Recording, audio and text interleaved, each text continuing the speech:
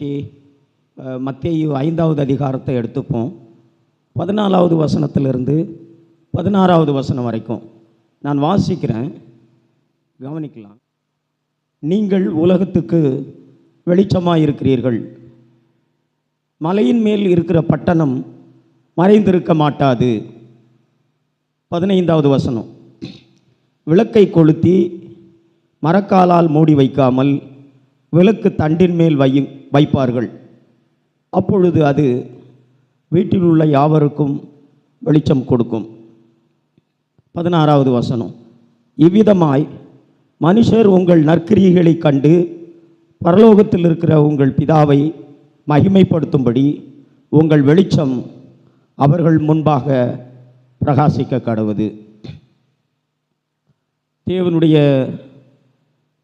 பிள்ளைகளாகிய ஒவ்வொருவரும் இந்த உலகத்துக்கு வெளிச்சமாக இருக்கிறோம் என்று இந்த வசனம் சொல்லப்பட்டிருக்கு. மத்தேயு 5வது அதிகாரம் 14வது வசனத்தில் தேவனுடைய பிள்ளைகள் ஒவ்வொருவரும் இந்த உலகத்திற்கு வெளிச்சமாக இருக்கிறோம் என்று சொல்லி இந்த வசனம் சொல்லப்பட்டிருக்கு.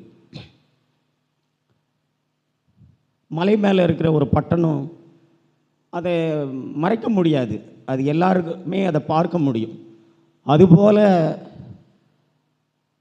இந்த வெளிச்சத்தை மற்றவர்கள் பார்க்க முடியும். 15வது வசனத்தில், விளக்கை கொளுத்தி மரக்காலால் மூடி வைக்காமல் விளக்கு தண்டின் மேல் வைப்பார்கள். அப்பொழுது அது வீட்டில் உள்ள யாவருக்கும் வெளிச்சம் கொடுக்கும். ஒரு விளக்கை கொளுத்தி அந்த வெளிச்சத்தை யாரும் மூடி மறைக்க மாட்டாங்க. அந்த வெளிச்சத்தை வீட்டில் இருக்கிற மற்றவங்க எல்லாருமே அவர்களுக்கு வெளிச்சம் கொடுக்கும்படி அந்த விளக்கு தண்டின் மேலே அந்த விளக்கை வைப்பார்கள். அதுபோல் நம்முடைய வெளிச்சம் நம்முடைய வீட்டில் இருக்கிற எல்லாருக்கும் அது தெரியணும். நம்முடைய வீட்டில் இருக்கிறவங்க அதை பார்க்கணும், நம்முடைய பிள்ளைகள் பார்க்கணும், மனைவி பார்க்கணும், நம்முடைய குடும்பத்தில் நம்முடைய வீட்டில் இருக்கிறவங்க அந்த வெளிச்சத்தை அவர்கள் பார்க்கணும். 16வது வசனம், இவ்விதமாய் மனுஷர் உங்கள் நற்கிரியைகளை கண்டு பரலோகத்தில் இருக்கிற உங்கள் பிதாவை மகிமைப்படுத்தும்படி உங்கள் வெளிச்சம் அவர்கள் முன்பாக பிரகாசிக்க கடவுது. இங்கே வெளிச்சம் என்கிற வார்த்தை நற்கிரியைகளோடு சம்பந்தப்படுத்தி சொல்லப்பட்டிருக்கு.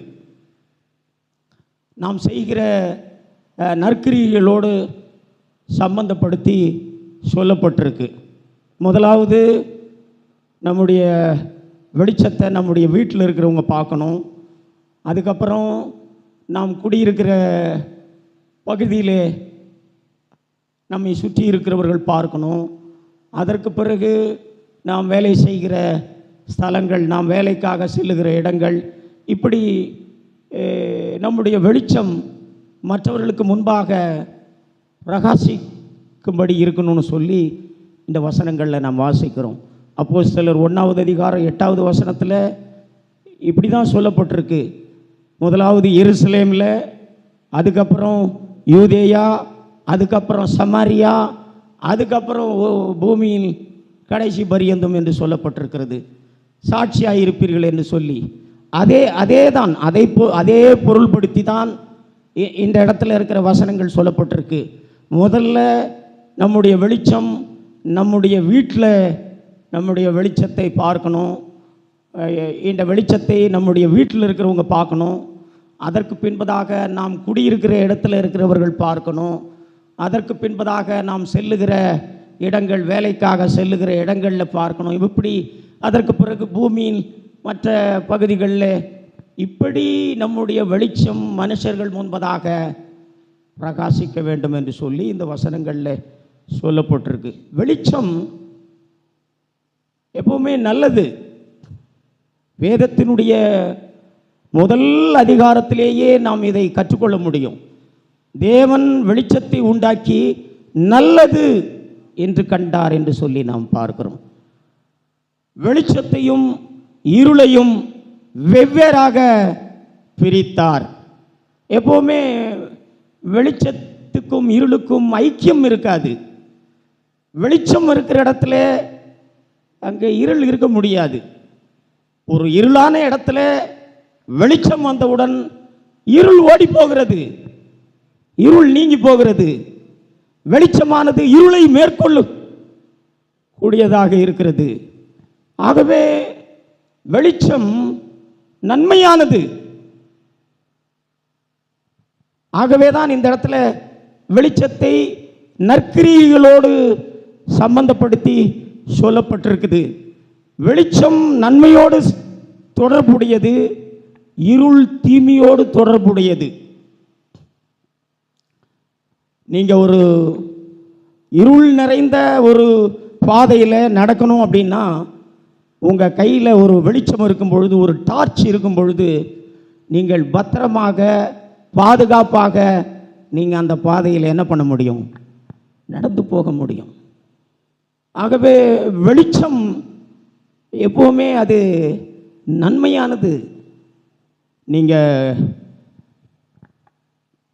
இந்த மருத்துவமனை இந்த மாதிரி இடங்களுக்கு நாம் போகும்போது நம்முடைய கண்ணு குறைபாடை நாம் போய் மருத்துவரிடத்தில் சொல்லும் பொழுது அங்கே ஒரு வெளிச்சம், ஒரு டார்ச் அடித்து நம்முடைய கண்ணை பார்க்குறாங்க. பல் சம்பந்தப்பட்ட விஷயங்களிலே ஒரு மருத்துவரிடத்தில் போகும்போது அந்த பல்லுடைய குறைபாட்டை ஒரு வெளிச்சத்தை அடித்து பார்க்குறாங்க. வெளிச்சம் என்பது அதனுடைய பயன்பாடுகள் அது நன்மையானதாக இருக்கும். ஆனால் இருளின் பயன்பாடுகள் அது எப்பொழுதுமே தீமையோடு அது தொடர்புடையதாக இருக்கும்.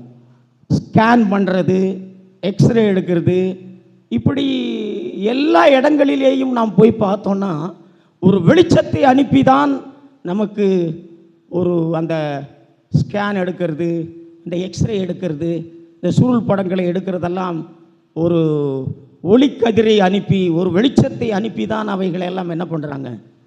எடுக்கிறாங்க. ஸோ ஆகவே வெளிச்சம் என்பது அது நன்மையானது. ஆனால் இருள் என்பது அது தீமையோடு சம்பந்தப்பட்டது. வெளிச்சம் தேவனை குறிக்கக்கூடிய ஒரு வார்த்தை. அது நீங்கள் வேதத்தில் 1 யோவான் நாம் வாசித்தோன்னா தேவன் ஒளியாயிருக்கிறார் என்று சொல்லப்பட்டிருக்கிறது. வெளிச்சம் என்று சொன்னால் இன்னொரு பொருள், அது ஒளி. வெளிச்சம் என்றாலும் ஒளி என்றாலும் அது ஒரே பொருளை குறிக்கக்கூடியதாக இருக்கிறது. ஆகவே வெளிச்சம் என்பது அது தேவனை குறிக்கிற வார்த்தை. அது இயேசு கூட தேவன் இந்த பூமிக்கு மனித மாம்சத்திலே வந்தபோது அவர் என்ன சொன்னார்? நான் உலகிற்கு ஒளியாயிருக்கிறேன். யோவான் 8வது அதிகாரம் 12வது வசனம். மறுபடியும் இயேசு ஜனங்களை நோக்கி, நான் உலகிற்கு ஒளியாயிருக்கிறேன். வெளிச்சம் ஒளி என்று சொல்லும் பொழுது அது இயேசுவை குறிக்கிறதா இருக்கு. இயேசு சொன்னார், நான் உலகிற்கு ஒளியாய். ஆனால் அதே இயேசு தான் தன்னை விசுவாசிக்கிறவர்களை பார்த்து சொன்னார், நீங்கள் உலகத்திற்கு வெளிச்சமாயிருக்கிறீர்கள், ஒளியாயிருக்கிறீர்கள் என்று சொன்னார். தேவன் ஒளியாயிருக்கிறார் என்று சொன்னால் நாம் எல்லாருமே ஆமாம் என்று சொல்லிவிடுவோம். ஆனால் நாம் வெளிச்சமாயிருக்கிறோம் என்று சொன்னால் எத்தனை பேர் இதை நாம் ஏற்றுக்கொள்வோம்? தேவன் எப்படி வெளிச்சமாக இருக்கிறாரோ அதுபோல நாமும் இந்த உலகத்திலே வெளிச்சமாக இருக்கிறோம் என்று சொல்லி தேவனுடைய பிள்ளைகளை குறித்து சொல்லப்பட்டிருக்குது. சகோதரா, இந்த வார்த்தையின்படி நாம் இருக்கிறோமா? உண்மையாகவே நாம் வெளிச்சமாகத்தான் இருக்கிறோமா?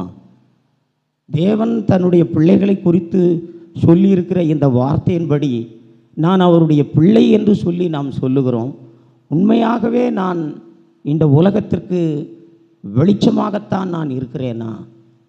இல்லாவிட்டால் வெளிச்சமாய் இருக்கிறதை குறித்தாவது நான் அறிந்து கொண்டிருக்கிறேனா? வெளிச்சமாய் இருக்க வேண்டும் என்பதை குறித்த ஒரு விருப்பமாவது எனக்கு உண்டா? இன்றைக்கு நாம் அதை குறித்து தான் நாம் கவனித்து கேட்கப் போகிறோம். நாம் இந்த உலகத்திற்கு வெளிச்சமாக இருக்கிறோம் என்று சொல்லி ஆண்டவர் சொல்லியிருக்கிறார். ஆகவே நாம்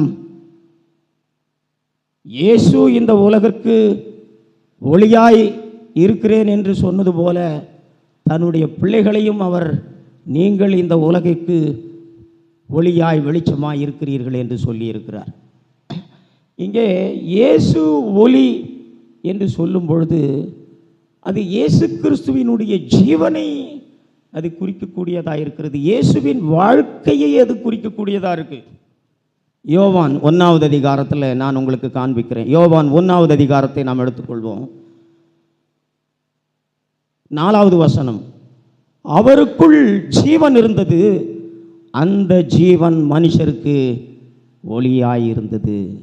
நான் உலகிற்கு ஒளியாயிருக்கிறேன் என்று சொல்லி இயேசு சொல்லும் பொழுது அவர் எதை பொருள்படுத்தி இதை சொன்னார்? அவருடைய ஜீவியம், அவருக்குள் இருந்த ஜீவன், அவருடைய வாழ்க்கை மனுஷர்களுக்கு ஒளியாக வெளிச்சமாக இருந்தது.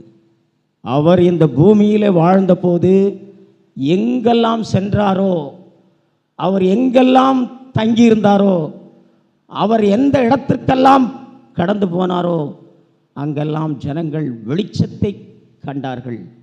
அப்படியானால் அதனுடைய பொருள் என்னென்று சொன்னால், அவரிடத்திலே ஒரு அற்புதமான வாழ்க்கையை ஜனங்கள் கண்டார்கள். இதுவரைக்கும் ஒருவரிடத்தில் கூட அப்படிப்பட்ட ஒரு வாழ்க்கையை ஜனங்கள் பார்க்கல. அப்படிப்பட்ட ஒரு மேன்மையான அற்புதமான ஒரு வாழ்க்கையை இயேசுவினிடத்திலே ஜனங்கள் பார்த்தார்கள்.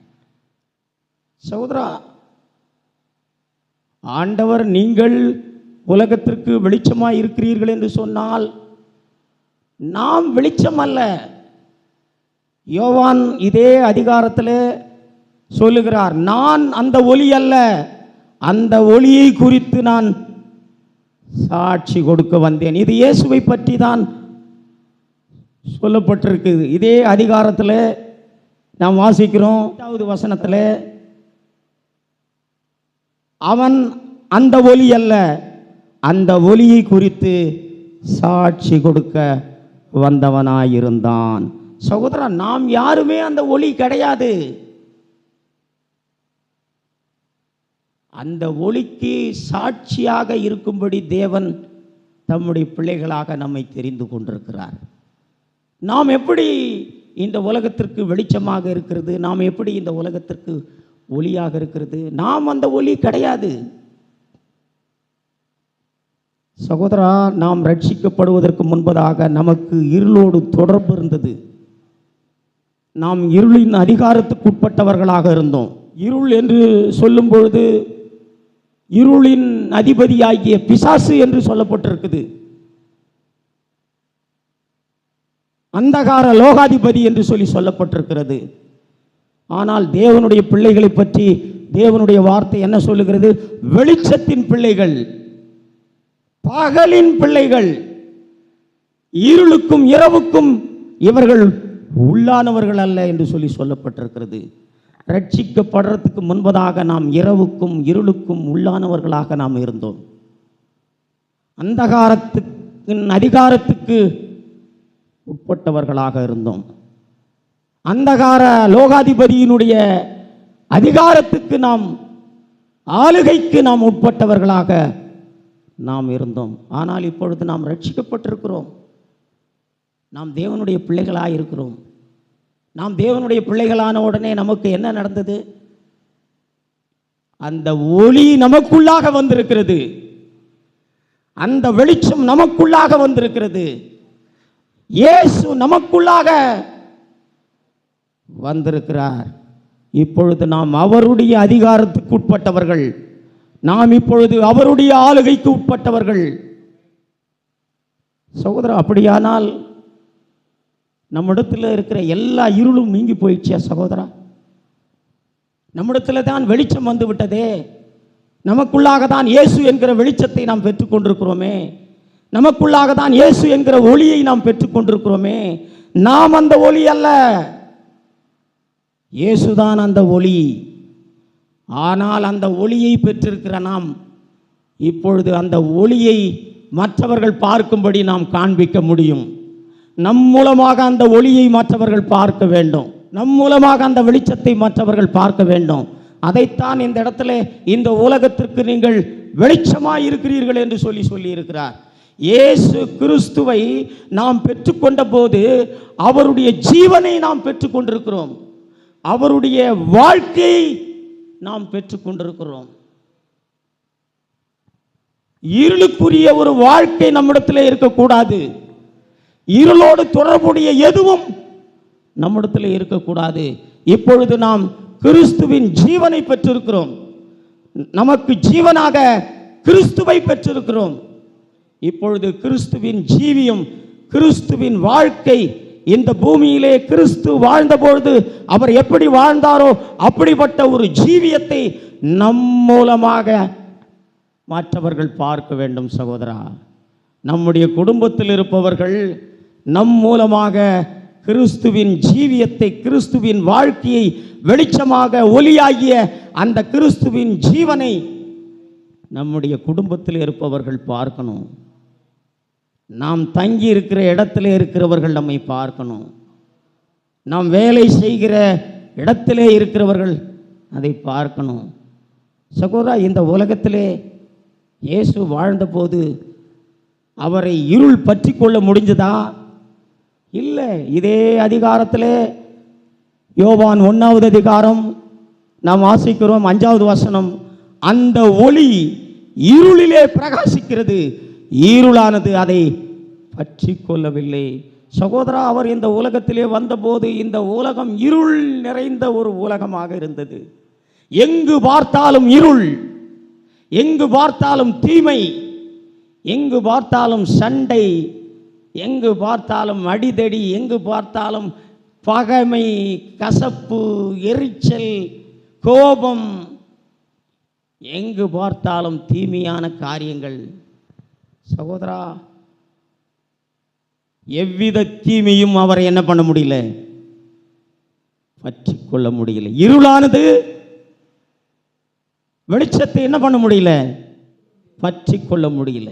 இந்த உலகத்திலே அவர் வெளிச்சமாக இருந்தார். இந்த உலகத்தில் இருக்கிற எந்த ஒரு தீமையும், எந்த ஒரு இருளும் அவரை என்ன பண்ண முடியல, பற்றி கொள்ள முடியல. அவர் இருளை மேற்கொண்டவராக அவர் இந்த பூமியிலே வாழ்ந்தார். சகோதரா, அப்படிப்பட்ட கிறிஸ்துவின் ஜீவனை நாம் நமக்குள்ளாக பெற்றிருக்கிறோம். அப்படிப்பட்ட ஒளியாகிய அந்த கிறிஸ்துவை ஜீவனாக நாம் பெற்றிருக்கிறோம். நம்மை கூட எந்த ஒரு இருளும் மேற்கொள்ளக்கூடாது. சகோதரா, நம்மிடத்தில் எவ்விதமான இருளும் இருந்திடக்கூடாது. எல்லா விதமான இருளும் நீங்கினவர்களாக நாம் இருக்கணும். சகோதரா, ஒரு இருள் நிறைந்த இடத்துல ஒரு வெளிச்சம் வரும்பொழுது அந்த இடத்துல இருள் நீங்கி போகிறது. சகோதரா, நம்மிடத்திலே பகைமையான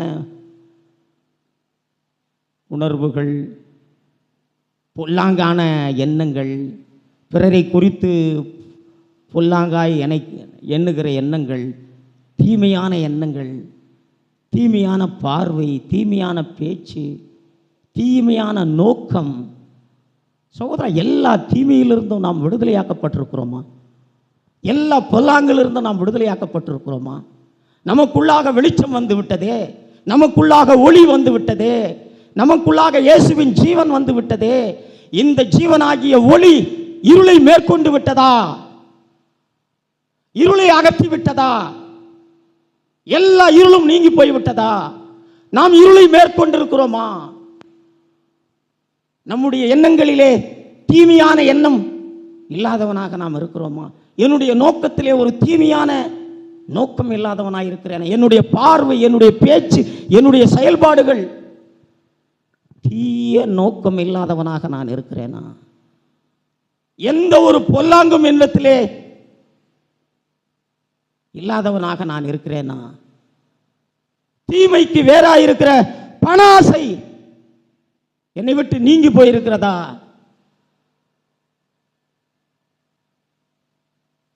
சகோதரா, வெளிச்சம் எனக்குள் வந்திருக்கும் பொழுது, ஒளி எனக்குள் வந்திருக்கும் பொழுது எல்லா விதமான இருளையும் அது அகற்றிவிடணும். சகோதரா, என் இருதயம் முழுவதும், என் இருதயத்திலே எவ்விதமான இருளும் இருக்கக்கூடாது.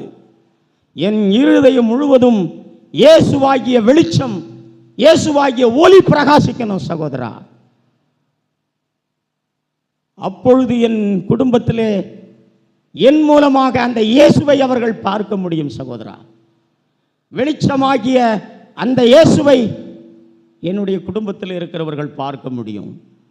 என்னை சுற்றி இருக்கிறவர்கள் பார்க்க முடியும். நான் செல்லுகிற இடங்களில் எல்லாம் என்னை பார்க்க முடியும். இயேசு கிறிஸ்து இந்த பூமியிலே வாழ்ந்தபோது அவரிடத்திலே எவ்விதமான இருளும் இல்லை. இயேசு சொன்னார், இந்த உலகத்தின் அதிபதி வருகிறான். இந்த உலகத்தின் அதிபதி என்று சொன்னால் என்ன அர்த்தம்? இந்த உலகம் முழுவதும் பொல்லாங்கனுக்குள் கிடக்கிறது என்று சொல்லி நாம் பார்க்கிறோம். இந்த உலகத்திலே தீமை நிறைந்திருக்கிறது, இந்த உலகத்திலே இருள் நிறைந்திருக்கிறது. ஆனால் அந்த இருளின் அதிபதிக்கு என்னிடத்திலே ஒன்றுமில்லை என்று சொன்னார். சகோதரா, நீங்களும் நானும் அப்படி சொல்ல முடியுமா? இருளுக்கு அதிபதியான பிசாசுக்கு சொந்தமான எதுவும், அவனுக்குரிய எந்த ஒரு கிரியைகளும் என்னிடத்திலே இல்லை என்று சொல்ல முடியுமா? சகோதரா, இப்படிப்பட்ட ஒரு வாழ்க்கைக்காக தான் அவர் நமக்குள்ளாக வெளிச்சமாக, ஒளியாக அவர் வந்திருக்கிறார். சகோதரா, நாமவே வெளிச்சமாக இருக்க முடியாது. சகோதரா, நாமவே வெளிச்சமாக இருக்க முடியாது. ஒரு பல்பு தானாகவே எரிந்து அது வெளிச்சத்தை கொடுப்பதில்லை. அது மின்சாரத்தோடு இணைக்கப்பட்டிருக்கும் பொழுதுதான் அது வெளிச்சத்தை பிரகாசிக்கிறது. அதே போலதான் நான் அவரோடு இணைந்திருக்கும் பொழுது, அப்பொழுது நான் இந்த உலகத்திற்கு ஒளியாக நான் இருப்பேன். அப்பொழுது இந்த உலகத்துக்கு நான் வெளிச்சமாக இருப்பேன். நான் அந்த ஒளி அல்ல, அந்த ஒளியை வெளிப்படுத்துகிற ஒரு பல்பு தான் நான். அந்த ஒளி வெளிப்படுகிற ஒரு மின் விளக்கு. இந்த மின் விளக்கு மின்சாரத்தோடு இணைக்கப்படாவிட்டால் அது எப்படி எரிந்து பிரகாசிக்காதோ, அது எப்படி வெளிச்சம் கொடுக்காதோ, அதுபோல நான் அவரோடு சரியாக நான் இணைக்கப்படாவிட்டால், நான் அவரோடு சரியாக பொருத்தப்படாதிருந்தால் என் மூலமாக அந்த வெளிச்சத்தை ஒருவர் கூட என்ன பண்ண முடியாது? பார்க்க முடியாது. சகோதரா, இங்கே நற்கிரியைகள் என்று சொல்லப்பட்டிருக்கிறது. நற்கிரியைகள் என்று சொன்னால் ஏதோ உதவி, பண உதவி செய்வது, மற்றவர்களுக்கு நாம் உதவி பண்ணுவது, அப்படி இல்லை. இயேசு கிறிஸ்து நன்மை செய்கிறவராகவே சுற்றி திரிந்தார் என்று சொல்லப்பட்டிருக்கிறது. அந்த இயேசுவை தான் நமக்குள்ளாக நாம் பெற்றிருக்கிறோம். அவர் நம் மூலமாக இந்த பூமியில் இருக்கும் பொழுது எப்படி நன்மை செய்கிறவராக இருந்தாரோ, அதுபோலவே நாம் அவரை நமக்குள்ளாக அவர் வாழும்படி அனுமதித்தால் நம் மூலமாக நற்கிரியைகளை நாம் செய்கிறவர்களாக நாம் இருப்போம். சகோதரா, அவர் நம் மூலமாக நற்கிரியைகளை அவர் என்ன பண்ண முடியும்? செய்திட முடியும். நாம் செய்வது அவர் செய்வது போலவே செய்திட முடியும். அவர் எந்த ஒரு உதவியையும் செய்து தனக்கென்று கனத்தை அவர் பெற்றுக்கொள்ளல, தன்னை அவர் பெரிதாக காண்பிக்கல, தான் ஒரு பெரிய உதவி செய்ததை போல அவர் காண்பித்துக் கொள்ளல. எவ்விதமான பிரதிபலனையும் எதிர்பார்க்காமல் அவர் நன்மை செய்தார். சகோதரா, அவர் சுகப்படுத்தினது முதற்கொண்டு, அவர் பிரசங்கித்தது முதற்கொண்டு, அவர் ஊழியம் செய்தது முதற்கொண்டு, அவர் செய்த அனைத்தும் எவ்விதமான எதிர்பார்ப்பும் எவ்விதமான பிரதிபலனையும் கருதி அவர் ஒன்றை கூட செய்திடல. சகோதரா, அவர் ஒருவருக்கு கூட அவர் ஜனங்களுக்கு விரோதமாக எவ்விதமான தீங்கும் அவர் செய்திடல. எவ்வளோ பேர் அவருக்கு விரோதமாக தீங்கு செய்தார்கள், தீமையாய் பேசினார்கள். ஆனால் அவர்களை எல்லாம் மன்னித்தார். சகோதரா, அவர்களை எல்லாம் நேசித்தார். சகோதரா, தீமை செய்தவர்களுக்கு அவர் நன்மை செய்தார் சகோதரா. இருளை அவர் மேற்கொண்டார், சபித்தவர்களை அவர் ஆசீர்வதித்தார். தனக்கு விரோதமாய் பேசினவர்களுக்கு விரோதமாக அவர் ஒன்றையும் பேசல, பதிலுக்கு பதில் செய்யல, தீமைக்கு தீமை செய்யல. எவ்விதமான இருளும் அவரை பற்றி கொள்ள முடியல சகோதரா. அவர் இருளை மேற்கொண்டார். சகோதரா, நாம் இந்த உலகத்திற்கு வெளிச்சமாய் இருக்கிறோம் என்று சொன்னால், இந்த பூமியிலே இயேசு எப்படி தீமைகளை அவர் மேற்கொண்டாரோ, பொல்லாங்கான காரியங்களை எப்படி அவர் மேற்கொண்டாரோ, அவரிடத்தில் எவ்விதமான தீமையும் பொல்லாங்கும் இல்லாதிருந்ததோ, அதுபோல ஒரு வாழ்க்கையை இந்த பூமியிலே நாம் வாழ்ந்துடணும் சகோதரா. நாமல்ல வெளிச்சம். நான் திரும்ப திரும்ப சொல்லுகிறேன், நாம் அந்த வெளிச்சம் அல்ல. நம் மூலமாக கிறிஸ்துவின் ஜீவியமாகிய வெளிச்சம் நம் மூலமாக பிரகாசிக்க வேண்டும் சகோதரா.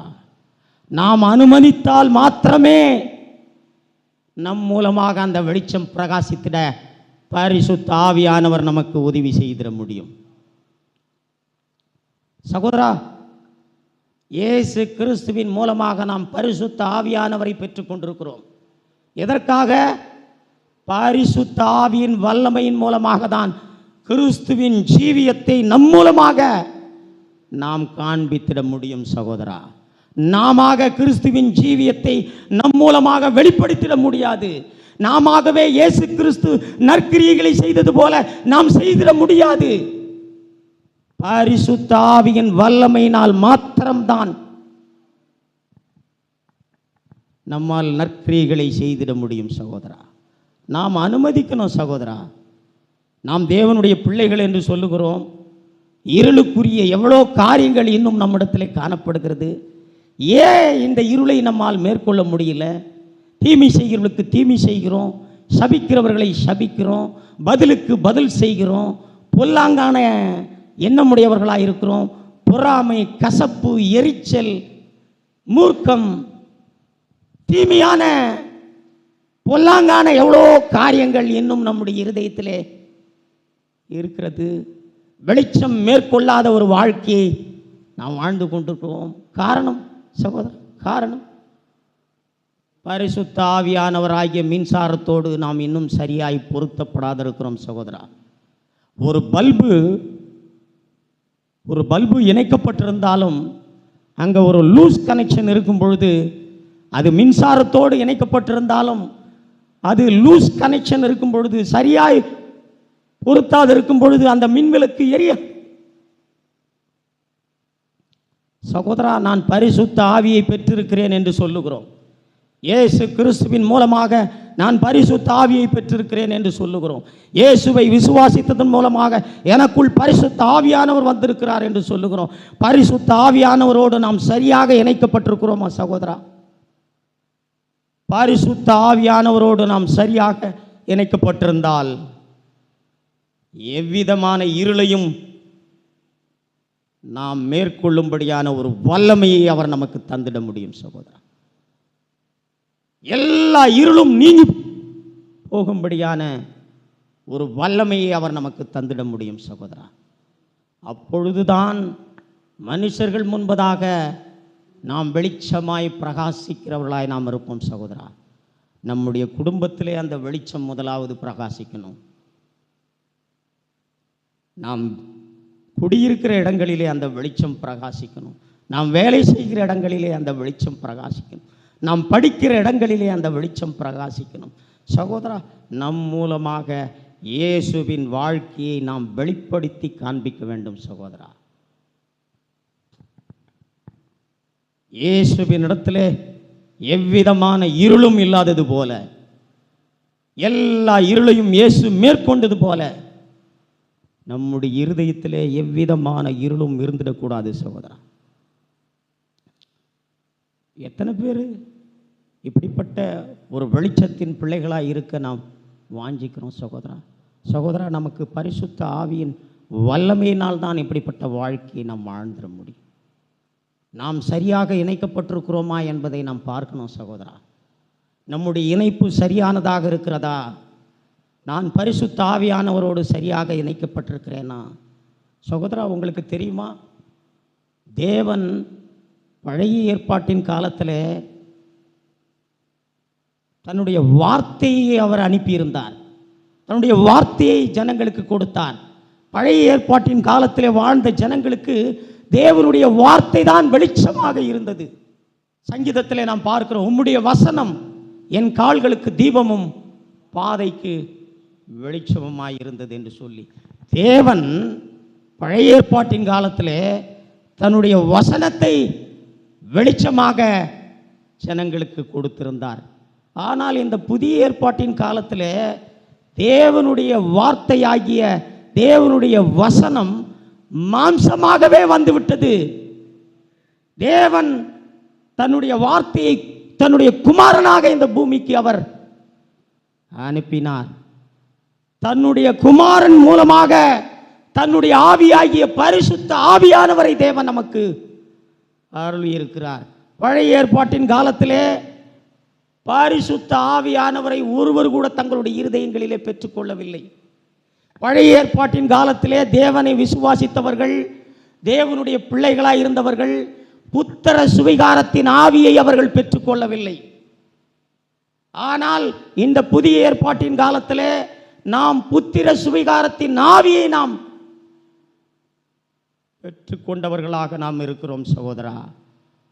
ஏனென்றால் தன்னுடைய குமாரன் மூலமாகத்தான் தேவன் தன்னுடைய ஆவியாகிய பரிசுத்த ஆவியானவரை நமக்கு தந்தருளினார். பழைய ஏற்பாட்டின் காலத்திலே தன்னுடைய குமாரனை, தன்னுடைய வார்த்தையை மாம்சமாக அவர் ஜனங்களுக்கு மத்தியிலே அவர் அனுப்பல. தன்னுடைய வார்த்தையை ஒரு எழுத்தாக, வார்த்தையாக ஜனங்களுக்கு அவர் என்ன பண்ணாரு? அனுப்பினார். அந்த வார்த்தை தான் ஜனங்களுக்கு வெளிச்சமாக இருந்தது. அது அவர்களை வெளிப்பிரகாரத்திலே அவர்களை நடத்தும்படியான ஒரு வெளிச்சமாக அது இருந்தது. ஆனால் இந்த புதிய ஏற்பாட்டின் காலத்திலே தேவன் தன்னுடைய வசனமாகிய வார்த்தையை மாம்சமாக தன்னுடைய குமாரனாக இந்த பூமிக்கு அனுப்பினார். தன்னுடைய வார்த்தையை மாம்சமான தன்னுடைய குமாரனாக மாத்திரமல்ல, தேவன் தன்னுடைய ஆவியை பரிசுத்த ஆவியாக நமக்கு தந்தருளி இருக்கிறார் சகோதரா. கலாத்தியர் தெளிவாக சொல்லுது. கலாத்தியரை நாம் எடுத்துக்கொள்வோம். மிகவும் தெளிவாய் சொல்லப்பட்டிருக்கு. கலாத்தியர் 4வது அதிகாரம் 6வது வசனம். மேலும் நீங்கள் புத்திரராய் இருக்கிறபடியினால் அப்பா பிதாவே என்று கூப்பிடத்தக்க தேவன் தமது குமாரனுடைய ஆவியை உங்கள் இருதயங்களிலே அனுப்பினார். சகோதரா, பெரும்பாலான கிறிஸ்தவர்கள் பழைய ஏற்பாட்டிலேயே பரிசுத்த ஆவியானவர் இருந்தார். பழைய ஏற்பாட்டிலே இருந்தவர்கள் பரிசுத்த ஆவியை பெற்றுக் கொண்டிருந்தார்கள் என்று சொல்லி ஒரு வஞ்சனையான போதனையை போதிக்கிறார்கள். பழைய ஏற்பாட்டிலே பரிசுத்த ஆவியானவர் இருந்தார். தாவீது சொன்னார், என்னிடத்திலிருந்து பரிசுத்த ஆவியை எடுத்துக் கொள்ளாதிரும் என்று சொல்லி. ஆனால் தன்னுடைய குமாரனை அனுப்பி தன்னுடைய குமாரன் ஆவியை தேவன் அவர்களுக்கு அருள் செய்யல. தேவன் பரிசுத்த ஆவியை அனுப்பியிருந்தார். ஆனால் அவர்களுடைய இருதயத்திலே வாசம் செய்யும்படி ஒருவர் கூட அதை பெற்றுக்கொள்ளல. இயேசு கிறிஸ்துவை இந்த பூமிக்கு அனுப்பி, வார்த்தையை மாம்சமாக இந்த பூமிக்கு அனுப்பி, மாம்சமான இயேசு கிறிஸ்துவின் மூலமாக அவருடைய ஆவியாகிய பரிசுத்த ஆவியை தேவன் நமக்கு அருளி இருக்கிறார். தன்னுடைய குமாரனாகிய இயேசுவின் ஆவியாகிய பரிசுத்த ஆவியை தேவன் நமக்கு அருளி இருக்கிறார். பழைய ஏற்பாட்டிற்கும் புதிய ஏற்பாட்டிற்கும் வித்தியாசத்தை அறியாத பெரும்பாலான கிறிஸ்தவர்கள் நாங்கள் சத்தியத்தை அறிந்திருக்கிறோம், நாங்கள் சத்தியத்தை பேசியிருக்கிறோம், நாங்கள் சத்தியத்தை கற்றுக்கொண்டிருக்கிறோம் என்று சொல்லி ஜனங்களை வஞ்சிக்கிறார்கள். சகோதரா, இப்பொழுது தேவன் நம்முடைய இருதயத்திலே வந்திருக்கிறார், வெளிச்சமாக வந்திருக்கிறார். நம்முடைய இருதயம் முழுவதும் வெளிச்சத்தினாலே நிறைந்திருக்கணும். நம்முடைய நோக்கத்திலே தீமை இருக்கக்கூடாது, நம்முடைய எண்ணத்திலே தீமை இருக்கக்கூடாது, நம்முடைய பார்வையிலே தீமை இருக்கக்கூடாது, நம்முடைய வார்த்தையிலே தீமை இருக்கக்கூடாது, நம்முடைய செயல்களிலே தீமை இருக்கக்கூடாது. பழைய ஏற்பாட்டின் காலத்திலே வார்த்தை மட்டுமே அவர்களுக்கு வெளிச்சமாக இருந்தது. ஆனால் புதிய ஏற்பாட்டின் காலத்திலே தன்னுடைய குமாரன் மூலமாக பரிசுத்த ஆவியானவரை புத்திர சுவிகாரத்தின் ஆவியை தேவன் நமக்கு கொடுத்திருக்கிறார். ஒருவர் கூட பழைய ஏற்பாட்டிலே தேவனை அப்பா என்று சொல்லல. அவர்கள் தேவனை விசுவாசித்தார்கள், அவர்கள் தேவனுடைய பிள்ளைகளாயிருந்தார்கள். ஆனாலும் தேவனை அப்பாவாக அவர்களால் அறிந்து கொள்ள முடியல. தேவனை அப்பா என்று சொல்லி அவர்களால் சொல்லிட முடியல. காரணம், தன்னுடைய வார்த்தையை குமாரனாக மாம்சத்திலே வெளிப்பட செய்து குமாரன் மூலமாக பரிசுத்த ஆவியானவரை தேவன் நம்முடைய இருதயங்களிலே அருளி செய்திருக்கிறார். சகோதரா, இப்பொழுது நாம் தேவனை அப்பாவாக அறிந்து கொள்ள முடியும். தேவனை அப்பா என்று சொல்லி நாம் சொல்ல முடியும். வேதத்தில் புதிய ஏற்பாட்டின் காலத்தில் தான் தன்னை விசுவாசித்த ஜனங்களுக்கு இயேசு சொல்லிக் கொடுத்தார். பர மண்டலங்களில் இருக்கிற எங்கள் பிதாவே என்று சொல்லிக் கொடுத்தார். அதனுடைய பொருள் என்ன? தேவனை அப்பாவாக அவர்களுக்கு காண்பித்தார். அவர்கள் தேவனை அப்பாவாக அறிந்து கொள்ளும்படி செய்தார். ஆகவே சகோதரா, பரிசுத்த ஆவியோடு கூட நான் இணைக்கப்பட்டவனாக இருந்தால், ஒரு மின்சார பல்பு எப்படி மின்சாரத்தோடு இணைக்கப்பட்டால் வெளிச்சம் பிரகாசிக்கிறதோ, அந்த இடத்துல இருக்கிற இருள் நீங்கி போகிறதோ, அதுபோல பரிசுத்த ஆவியானவரோடு நான் சரியாக இணைக்கப்பட்டிருந்தால் என் இருதயத்திலே எவ்விதமான இருளும் இருக்கக்கூடாது. சகோதரா, தீமையோடு சம்பந்தப்பட்ட அத்தனையும் இருள். சகோதரா, இருளோடு சம்பந்தப்பட்ட அத்தனையும் பிசாசோடு சம்பந்தப்பட்டது. சகோதரா, பிசாசுக்குரிய எதுவும் நம்மிடத்திலே இருக்கக்கூடாது. சகோதரா, பண ஆசை அது தீமைக்கு வேர் என்று சொல்லப்பட்டிருக்கிறது. சகோதரா, எத்தனை பேர் சொல்ல முடியும், நான் பண ஆசையாகிய தீமையிலிருந்து நான் விடுதலையாக்கப்பட்டிருக்கிறேன், என் இருதயத்திலே பணத்தை நான் நேசிக்கவில்லை? எத்தனை பேர் நான் சொல்ல முடியும்? சகோதரா, இதுதான் வெளிச்சம் பிரகாசிக்கிறது. சகோதரா, இந்த பூமியிலே இயேசு பணத்தை நேசிக்காதவராக அவர் வாழ்ந்தார். அவர் பணத்தை பயன்படுத்தினார், பணத்தை சம்பாதித்தார். ஆனால் பணத்தை அவர் ஒருபோதும் நேசிக்கவில்லை. சகோதரா, தன் தேவனை நேசித்தார். தன்னுடைய இருதயத்திலே தேவனே அவருக்கு முதன்மையாக இருந்தார். சகோதரா, நாம் பணத்தை பயன்படுத்தலாம், பணத்தை சம்பாதிக்கலாம், நம்முடைய இருதயத்திலே பணத்தை நாம் நேசிக்க கூடாது. நாம் பணத்தை நேசிப்போமானால் பண ஆசை எல்லா தீமைக்கும் அது வேறாக இருக்கிறது. சகோதரா, சகோதரர்களோடு ஒரு பகை உணர்வு,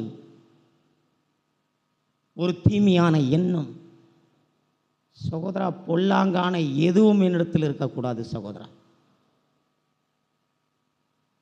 எனக்கு விரோதமாக யார் என்ன செய்தாலும் நான் பதிலுக்கு பதில் செய்யக்கூடாது. சகோதரா, அவர்களை நேசிக்கிற அந்த நேசம் என் இருதயத்திலே இருக்கணும். சகோதரா, நான் அவர்களை நேசிக்கிறேன் என்பதை அவர்களோடு போய் சேர்ந்து கொண்டு நான் காண்பிக்க வேண்டிய அவசியம் இல்லை. அவர்களை குறித்து எவ்விதமான பொல்லாங்கான எண்ணமும் எனக்கு இல்லாவிட்டால் என் உண்மையாகவே என்னுடைய இருதயத்திலே அவர்களை நான் நேசிக்கிறவனாக நான் இருக்க முடியும்.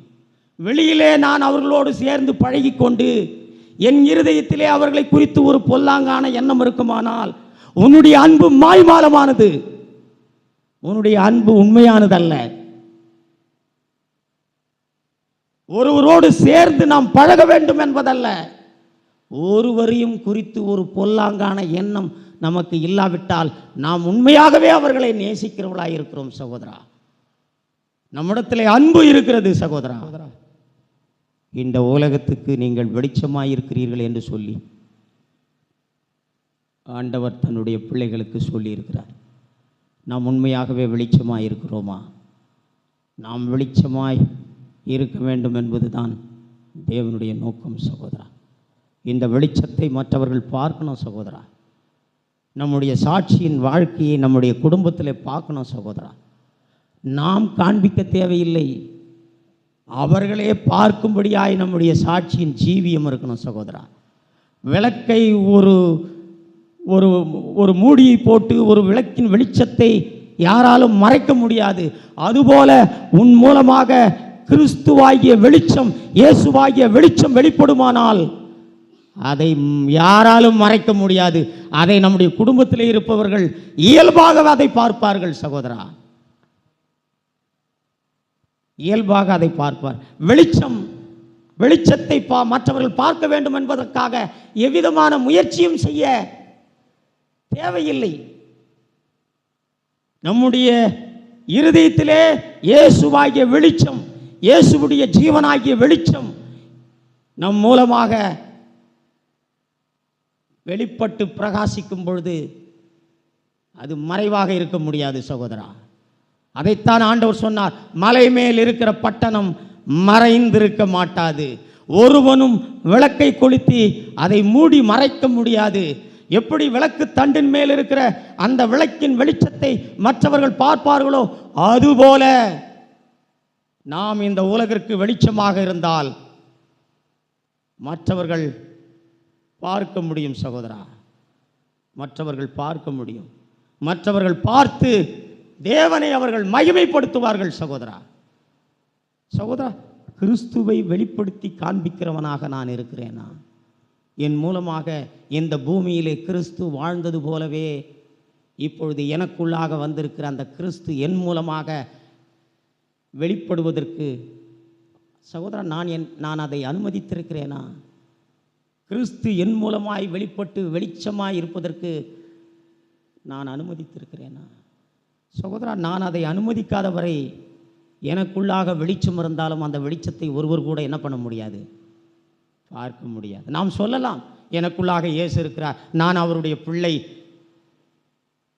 ஆனால் அந்த வெளிச்சத்தை ஒருவர் கூட என்ன பண்ண முடியாது, பார்க்க முடியாது. காரணம், அந்த வெளிச்சம் நம் மூலமாய் வெளிப்படுவதற்கு நாம் அனுமதிக்கணும் சகோதரா. நாம் அனுமதிக்கும் பொழுது மட்டும்தான் நம் மூலமாக அந்த வெளிச்சம் பிரகாசித்து எரிந்து பிரகாசித்திட முடியும் சகோதரா. இப்படிப்பட்ட ஒரு வாழ்க்கைக்காக நம்மை ஒப்பு கொடுப்போம். கர்த்தர் நம்மை ஆசீர்வதிப்பாரா. ஆமென்.